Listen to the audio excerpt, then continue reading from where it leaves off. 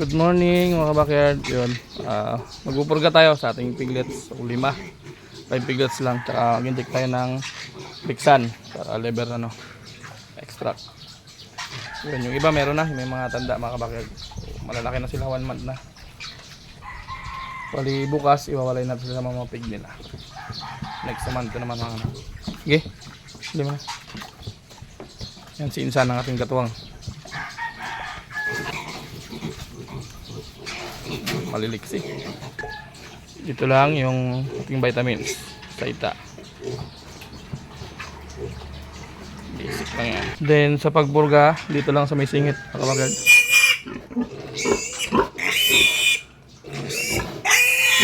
Para walang tatama laman. Sabay marking. Okay. Yun lang. Ganun lang. Basic lang.